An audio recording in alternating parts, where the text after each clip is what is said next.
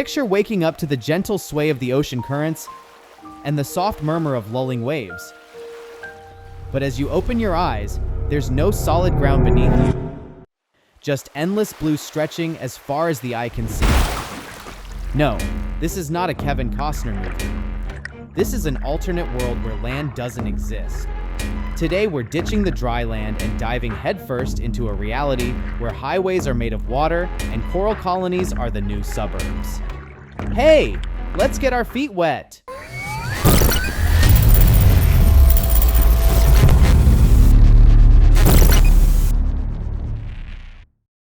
What if I told you the idea of a water world isn't just the stuff of science fiction?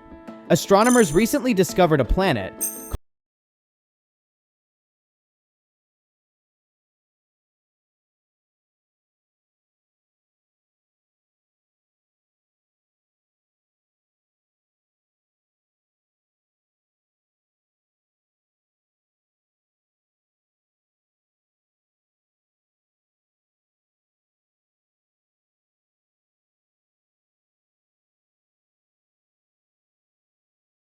thought to have a subsurface ocean beneath its icy crust.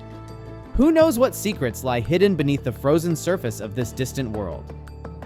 Perhaps one of the most intriguing of all is Enceladus, one of Saturn's moons. Beneath its icy exterior lies a global ocean that may harbor the ingredients for life as we know it. If Earth were entirely a water planet, which of these places would you choose to live in? An underwater metropolis, like Atlantis or Bikini Bottom. Maybe a giant yacht city, billionaire playground vibes. Perhaps a newly built sea anemone home in the suburbs. Nemo would make a great neighbor, Barracuda not included.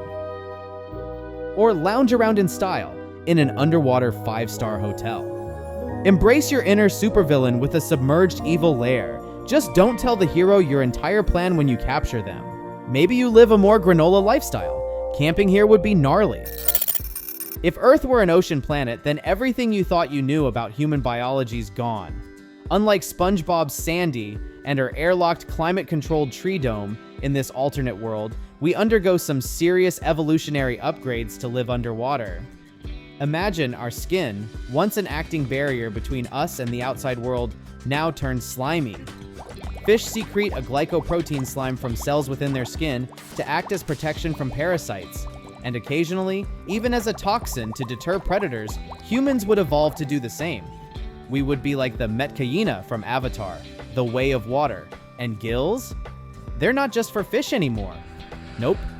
They're our ticket to survival in this blue world, extracting oxygen from the water and allowing us to breathe freely beneath the waves. We'd also develop bigger bodies to limit heat loss, webbed fingers and toes for better swimming, and eventually, fused legs and larger eyes. We'd be basically turning into mermaids and mermen, living out our wildest dreams of becoming Aquaman. Without any solid land masses, the planet's geological structure would be radically different. Instead of towering mountains and vast plains, the ocean floor would dominate, shaped by underwater volcanoes, rift zones, and tectonic plates shifting beneath the waves. But don't think it's all smooth sailing down there. Just like on land, geological processes would still be at work, shaping the underwater landscape over millions of years. Submarine canyons, deep-sea trenches, and hydrothermal vents would dot the ocean floor, creating a diverse and dynamic underwater environment ripe for exploration. Unfortunately, it can't be clear skies and calm seas all the time. Just like on land, this aquatic world would experience its fair share of storms, hurricanes, and typhoons, with powerful ocean currents and shifting weather systems wreaking havoc on the underwater landscape. And forget smartphones and Wi-Fi signals. In the water world, sound waves are the most popular way to communicate. Just like dolphins and whales, we'd emit a complex variety of sounds, including squeaks, whistles, and clicks.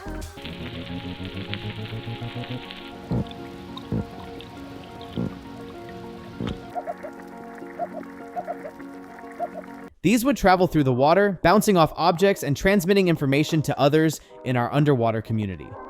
Echolocation is like the new Find My Friends, and there are still loads of other ways marine animals communicate.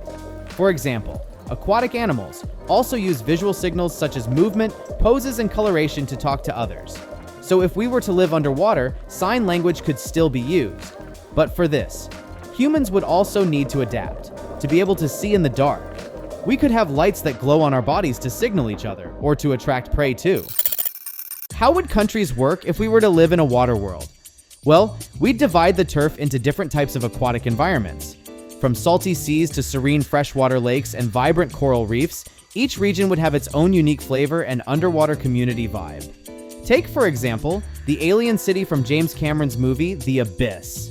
In this film, a team of underwater explorers stumbles upon a stunning, otherworldly city hidden in the depths of the ocean. While it seems like a Hollywood fantasy, it's not too far-fetched to imagine similar structures in our own watery world. Picture massive cities, complete with all the amenities of a modern metropolis, from schools and hospitals to parks and shopping centers. But we can also draw inspiration from nature itself. Coral reefs, with their intricate structures and vibrant ecosystems, would make the perfect blueprint for underwater living. By harnessing the power of 3D printing and biotechnology, we could create artificial reefs that not only provide shelter, but also help to regenerate and preserve the ocean's delicate ecosystems. Who needs picket fences when you've got tall coral gardens to call home? And in this aquacentric world, our highways would be liquid streams, like in Finding Nemo, guiding us effortlessly from one underwater hotspot to another. Now let's talk about the big question.